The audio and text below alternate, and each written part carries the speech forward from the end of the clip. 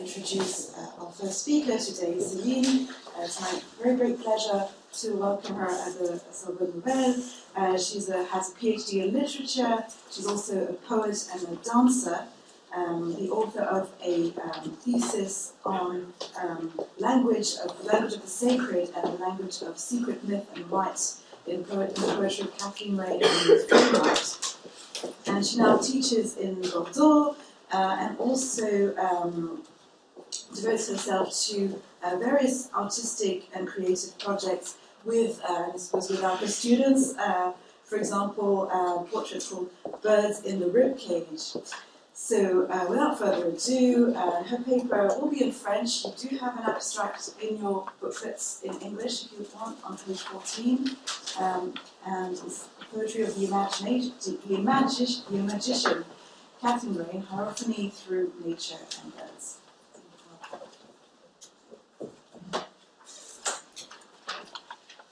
Kathleen, j'ai dédié 4 années de ma vie à sonder, explorer, décortiquer, ressentir ta poésie à travers les 800 pages de ma thèse.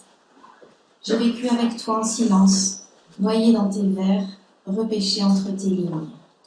Je te tutoie car j'ai eu l'impression de connaître tes brins d'herbe, tes lumières, tes roches et la mélodie de tes oiseaux. Le jour de ton décès, c'était l'oral hors programme de mon agrégation. J'étais anéantie car je devais te rencontrer. Je n'avais plus la tête à aller jouer l'érudite. J'étais abasourdie, je ne te rencontrerai jamais. Tu m'échappais, tu devenais une Isis errante de l'autre côté du voile. Mon oral portait sur la nostalgie de l'Éden dans la poésie britannique, comme si tu avais choisi le sujet pour moi. Le hors-programme permet une approche moins académique. J'ai pris une totale liberté à la fin avec une sincérité débordante et sans préméditation. Je t'ai rendu hommage, en récitant des vers devant un jury peu habitué à cette authenticité. J'ai eu 17.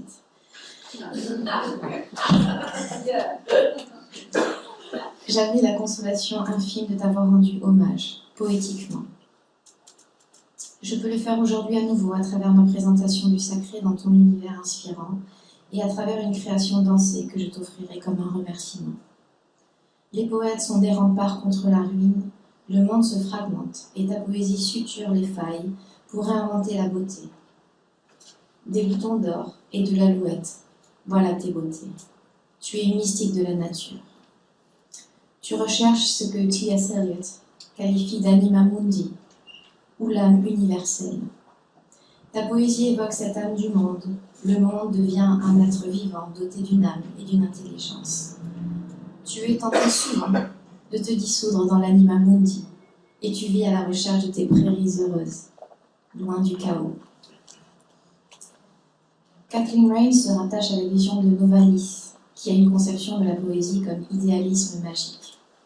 Le poète allemand, dans Fragments, affirme la correspondance entre le microcosme, notre âme individuelle, de l'ordre du secret, et le macrocosme, l'âme du monde, de l'ordre du sacré.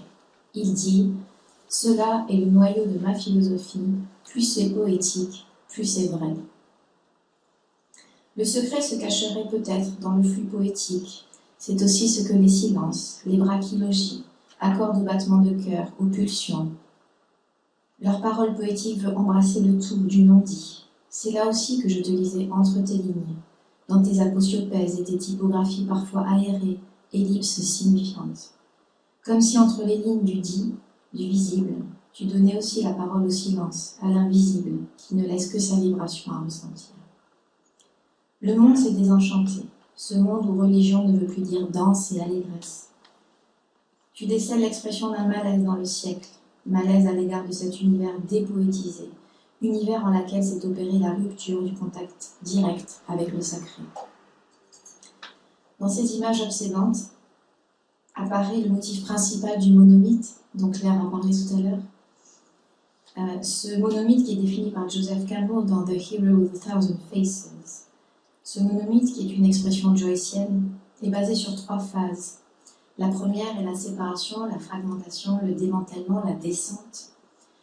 La seconde est l'initiation par les Komoi et l'Iborkeme, c'est-à-dire le chant et la danse, mais aussi par les hiérophantes qui initiaient à la sphère du sacré et du secret.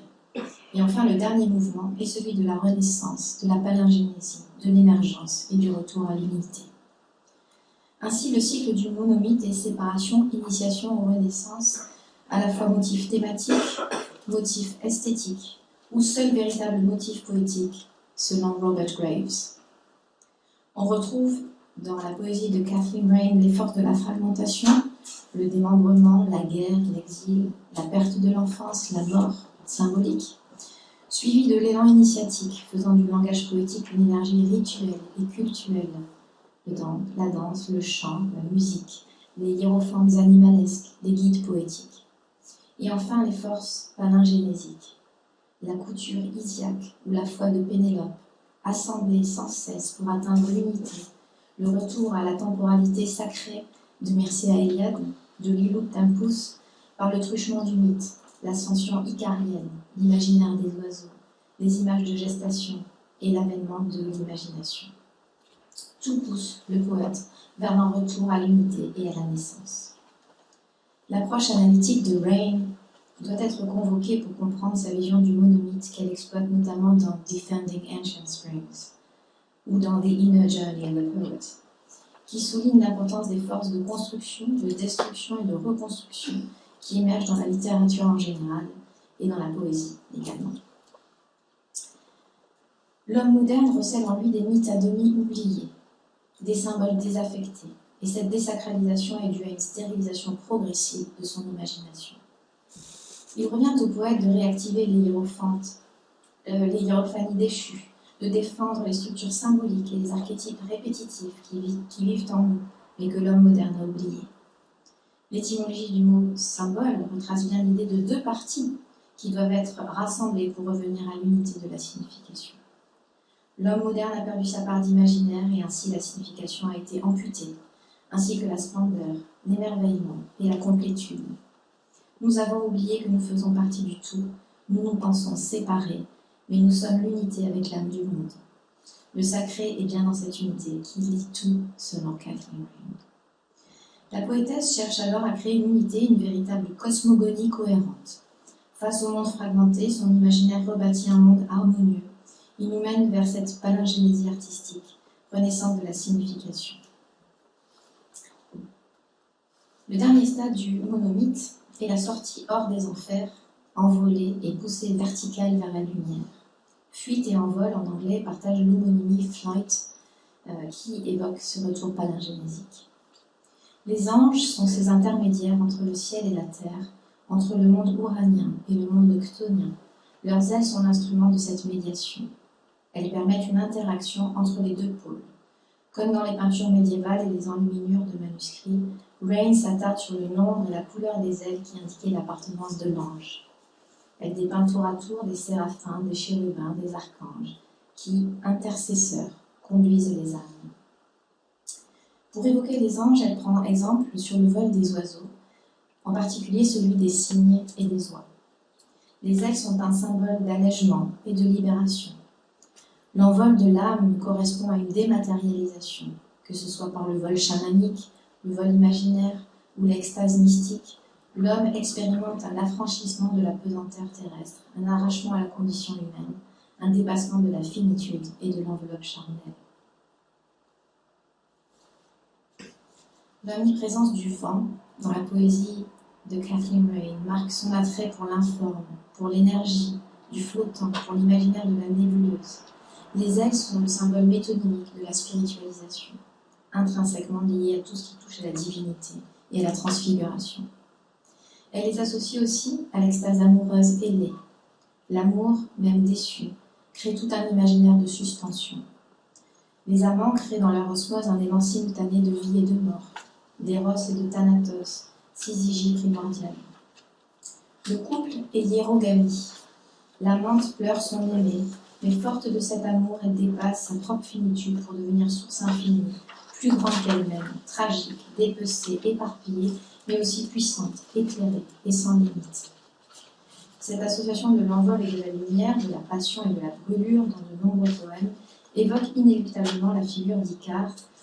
Comme Raine s'est mêlée, consumée par l'amour, Icare a construit des ailes et a été calciné par le soleil. Dans cette osmose amoureuse proche de celle du phénix, l'âme se consume et peut renaître de ses cendres.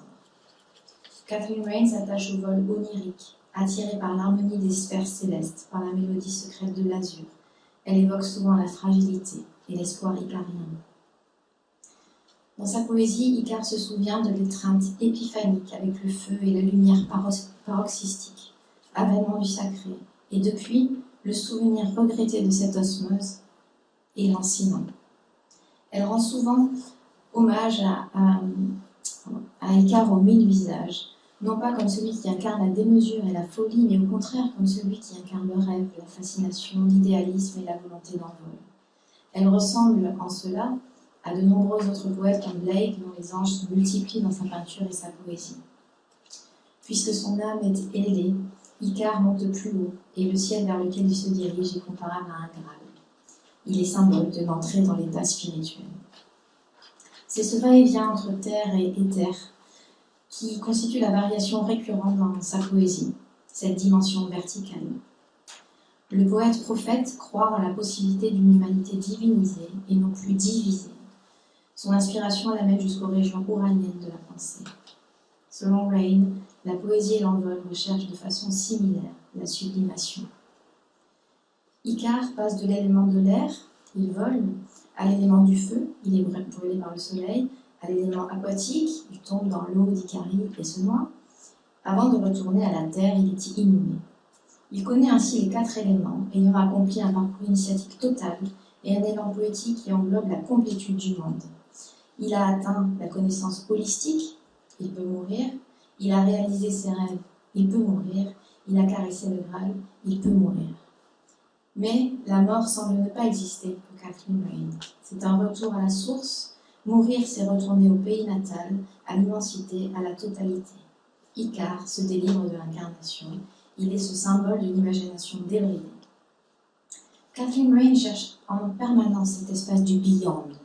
Beyond the surface, beyond myself, et tout particulièrement beyond mortality, qui vise sans cesse un au-delà de la finitude, un outrepassé des limites, un affranchissement.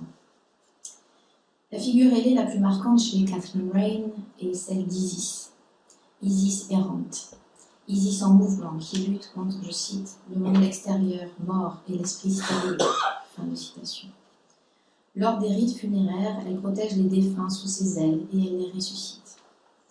La mythologie égyptienne explique que chaque être vivant est une goutte de sang d'Isis, mêlant le sacré du sacrifice et le sacré de la consécration. Elle est la déesse suprême et universelle, la Magna Mater. Les ailes Isiaques forment dans l'imagerie de Kathleen Raine un cocon purificatoire et un cocon de résurrection pour son époux Osiris, découpé et disséminé, symbole dédaléen de l'éparpillement. On y retrouve le premier stade du monomythe, soit le sparagmos, c'est-à-dire la déchirure. Le corps est mutilé, éparpillé, la séparation est palpable. Je cite le poème Isis errante. Le monde démembré qui jadis fut le Dieu tout entier. Les fragments brisés gisent à présent, morts. Les champs fracassés, son corps est épars, ses membres gisent écartelés comme une carlingue naufragée. Des cités abattues, les débris de vaisselle de mes rêves, les tessons des jours passés, les caveaux de la peur. Et on retrouve le labyrinthe de Dédale, pour reprendre la métaphore icarienne, je cite, le Dédale du cauchemar. Ce sont les ailes d'Isis, immenses, qui rassemblent les 13 morceaux restants et qui, pendant 3 jours durant, vont colmater le corps démembré d'Osiris. Ces ailes vont servir de berceau et de reconstruction palingénésique. Isis sera enceinte de cette fusion et donnera naissance au dieu Horus, le dieu faucon, dieu ailé à son tour. Kathleen Raine présente Isis comme celle qui mène à nouveau à l'unité. Je cite, « Je rassemble les fragments divins dans le mandala, dont le centre est la puissance créatrice perdue, le soleil, le cœur de Dieu, le lotus, l'électron qui fait palpiter monde après monde, rayon après rayon, pour que celui qui vivait au commencement renaisse au dernier jour. » Fin de citation. Le dernier vers d'Isis errante appelle à la renaissance, à la puissance de l'unité à nouveau rendue possible par la figure isiaque. Le poète rassemble lui aussi les fragments, les débris, les morceaux éparpillés, séparés, pour reconstruire la signification et l'unité du monde, conduire à la renaissance de l'âme du monde qui a été écartelée. On retrouve cette terrible séparation dans son poème Poussière, je cite, « Le monde est bâti sur une séparation dont les années-lumière ne peuvent combler la distance.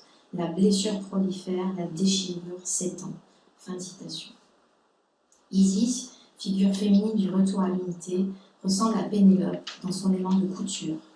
L'imagination se doit de suturer les béances, les blessures, les éparpillements. Dans Farewell Happy Fields, Catherine Raine voit, lors d'une forte fièvre, une sorte d'ange oiseau, d'alter ego ou très imprécis. Elle éprouve un sentiment de familiarité parfaite, comme si elle se souvenait d'une chose autrefois connue. Mais elle sent, en retournant dans son corps, un rétrécissement, un appauvrissement, et s'écrie qu'elle saura toujours s'élever sur ses ailes, que toujours elle ne ferait que planer. L'oiseau est l'âme libre qui est le tout, le voyage astral, la décorporation, alors que l'incarnation est le retour à la prison, à la finitude, au dédale, au sentiment d'être séparé. L'oiseau surgit avec tout l'éclat de sa signification magique. Voir le héron, l'épervier, le corbeau est une épiphanie mystérieuse. C'est là la participation mystique propre à l'enfant que Catherine Raine essaie de conserver. La poésie cesse d'être des mots alignés sur une page, elle devient l'oiseau en plein vol, luttant contre le vent dans les hauteurs de l'azur. Selon la poétesse, la dimension verticale semble être la meilleure définition de ce que représente la poésie et les arts de l'imagination. À en croire le magnifique tableau de William Blake, c'est Ève qui nomme les oiseaux. Raine cherchera à être cette Ève blakienne, associée au verbe des oiseaux sacrés. L'alouette et l'hirondelle ont pour mission d'annoncer l'une l'aube qui se lève, l'autre le retour du printemps. Elles représentent souvent la dernière phase monomythique, la renaissance. Chez Catherine Raine qui écrit, je cite, « Nous, ignorants et bannis, nous restons à nous émerveiller » du vol de l'hirondelle. Fin de citation. Ou encore, je cite, « Leur chant s'élève, absolu, ce chant qui n'a qu'une seule phrase et ne vient pas d'un cœur divisé, douloureux. » Fin de citation. L'homme est divisé, douloureux, séparé, fragmenté, alors que l'oiseau est la présence, mystagogue vers le tout. L'alouette, dont le vol est vertical, fascine la poétesse qui écrit dans son autobiographie que c'est l'oiseau édénique par excellence. Je la cite, « L'alouette dont le chant, tout cet été-là, se déversa du haut de l'azur, était notre alouette, l'alouette de la prairie où je cueillais des boutons d'or. » Fin de citation. L'alouette est pure verticalité ascensionnelle, comme l'amour pour Catherine Raine, qui écrit dans Amour Argosu, je cite, « Because I love, logs rise up from the grass and all the leaves are full of singing birds. » Fin de citation. Elle associe l'alouette à l'oiseau désincarné, porteur sacré de vérité transcendantale, pure image spirituelle qui ne trouve sa vie que dans l'imagination aérienne. La rapidité de son ascension et de sa descente représente le mouvement vertical, l'évolution et l'involution de l'esprit. Raine bâtit son alouette sur le modèle de Shelley qui donne à voir une alouette de l'azur, qui est l'invisible visible, en insistant sur le rôle de la fusion entre la musique émise et celui qui écoute. Messager, message, messager, destinataire se confondent.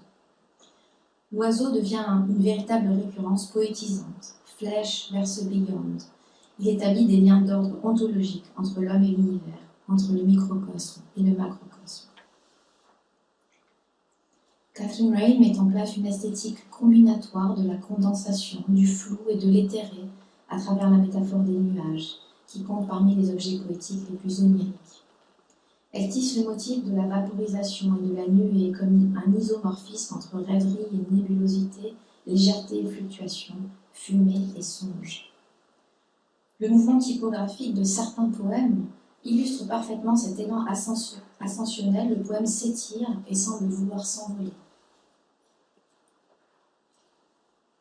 Dans l'ouvrage « Le poète et l'oiseau vers une ornithomythie poétique » de Brigitte Lévesque, le concept de transcendance est omniprésent, notamment dans les chapitres, je cite, « Les poètes préfèrent les oiseaux, l'homme et l'oiseau sont le verbe du monde, un bel oiseau me montre la lumière, je vous envie, phénix faisant doré et condor, la colombe du Christ est l'aigle des prophètes, et car le poète est un oiseau. » Raine, elle aussi, construit bien son ornithomythie sacrée.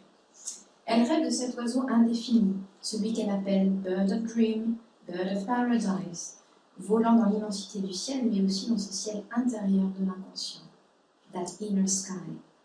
Cet oiseau aux couleurs paroxystiques de l'arc-en-ciel, cet oiseau entre rêve et réalité, entre idéalisme symbolisé et l'oiseau de chair et de plume.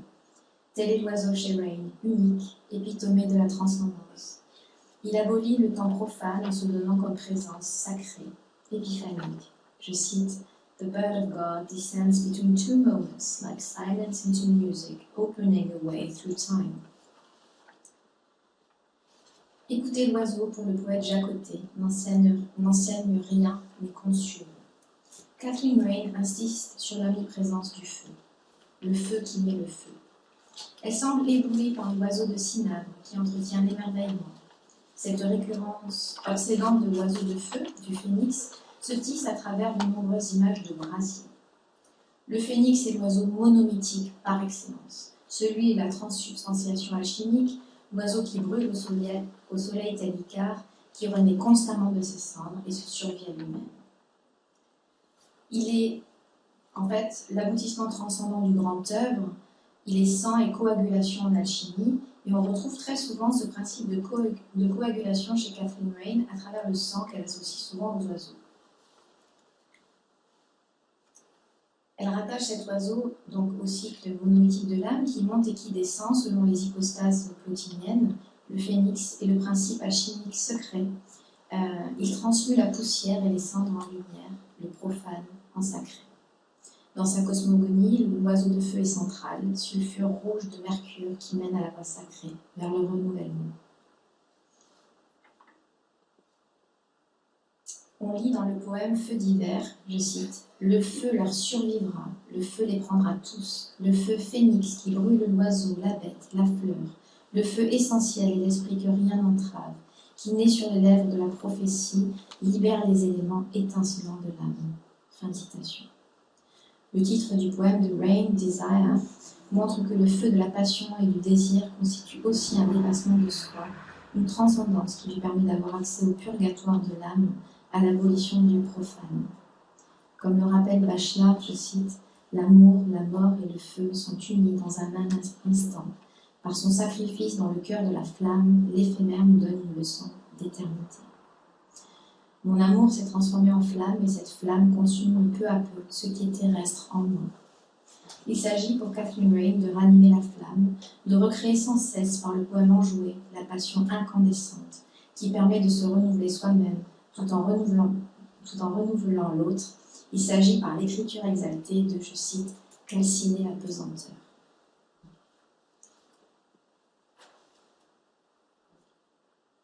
La naissance ou la palingénésie est bien ce passage de l'état d'obscurité à la lumière. Je vais terminer sur des images de lumière, comme ce moment de naissance.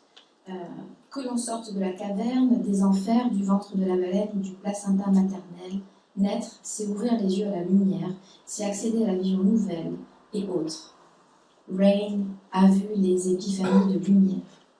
Je la cite, « Many, many, many, I saw many, many epiphanies of light » dans le poème Light over Water. Many, many, many insiste sur la prolifération et sur l'intensité crescendo du rayonnement.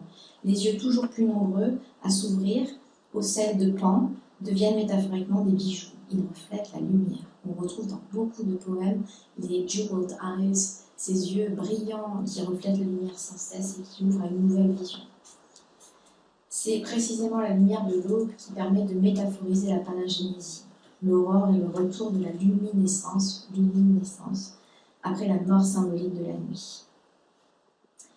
Elle voit dans l'aube la victoire de la lumière sur la noirceur, et ce sont les oiseaux qui, comme le poète, se font porte-parole du jour qui se lève. On retrouve cette fascination pour la lumière chez Kathleen Rain, l'arc de lumière et épiphanie, surgissement inattendu de l'éblouissement. C'est aussi le surgissement du souverain bien. Elle choisit la rime entre light et delight. Lumière et ravissement sont intrinsèquement liés. Elle cherche par un long processus de désapprentissage laborieux, traversé d'éclairs de sens, de beauté et de sagesse, à atteindre cette simplicité lumineuse du regard de l'enfant et du sage, souvent dans une langue simple, une langue qui s'épure, souvent rayonnante aussi par son intratextualité. Pour conclure, le poète se fait visionnaire, au-delà du voile de Maya, comme s'il était possible de décalquer l'invisible pour nous le donner à voir. La poésie, siamoise de la prophétie incarnée par la Sibylle, s'apparente à un don, celui de comprendre le monde, les êtres ou les événements sous l'angle de l'imagination. Rain rappelle que pour Blake, la divine vision est l'imagination elle-même, les yeux qui voient à la fois à l'intérieur et au-delà du visible, en créant ce qu'ils voient. Le prophète est donc celui qui nous ordonne de nous réveiller. Blake appelle Milton, son modèle de poète prophétique, l'éveilleur. L'invisible n'est pas la négation du visible, il est en lui, il le hante, il est son horizon et son commencement. Tel est le rôle de visionnaire du poète, qui s'efforce de suivre les indices du monde et de les décrypter en leurs secrets cachés, en suivant, je cite, « les chemins invisibles mais sûrs des oiseaux ». Le poète se fait le sincère regardant, le voyant, pour ceux qui ne voient pas, comme l'écrit Saint John Perse. Je cite, « La vocation du poète est de déchiffrer dans une forme d'attention exclusive aux signes la chose invisible qui veut dire. Sa mission d'interprète du monde est de rendre évident ce que lui seul aperçut. Son occupation parmi nous, la mise au clair des messages. » Fin de citation. Et si notre incarnation était ce voile de Maya qui nous empêchait de voir la totalité de notre nature? Et si le poète était là pour déchirer ce voile d'illusion, pour révéler? Kathleen Rain envisage le poète comme le sourcier de l'Éden, capable de percer le secret en élaborant une base de l'herméneutique, des symboles du sacré. S'il est grand temps de rallumer les étoiles, c'est au poète de propager l'étincelle dans un monde assombri. Le lecteur garde en mémoire la puissance de ces vers, je cite, « Dans le feu se consume mon cœur, et dans mon cœur bat un oiseau, et dans l'oiseau s'éveille un œil. » Catherine, j'ai rédigé pendant 4 ans tant de lignes sur ta poésie, mode d'emploi pour passer de la dégénérescence à la résurrection. 4 années pendant lesquelles je développais un cancer sans le savoir.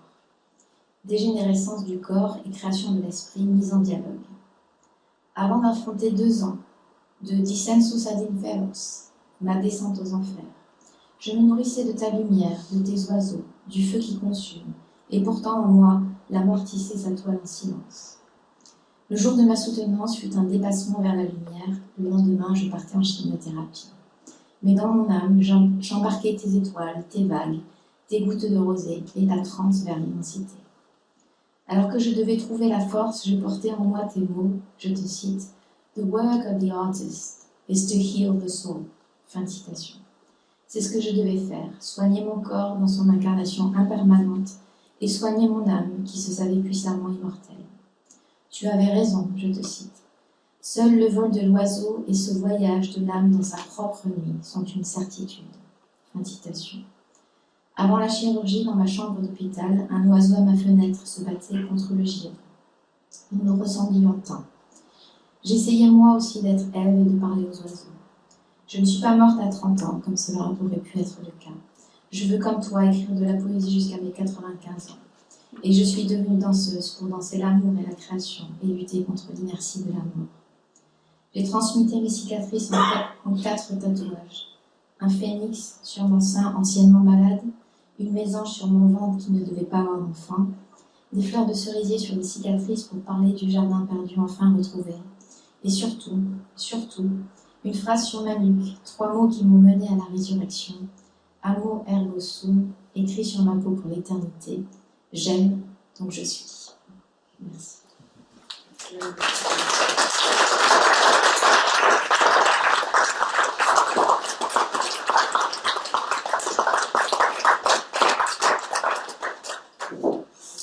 Merci beaucoup, Céline, vous voyez, pour ce magnifique témoignage et vraiment ce très bel exposé, très riche.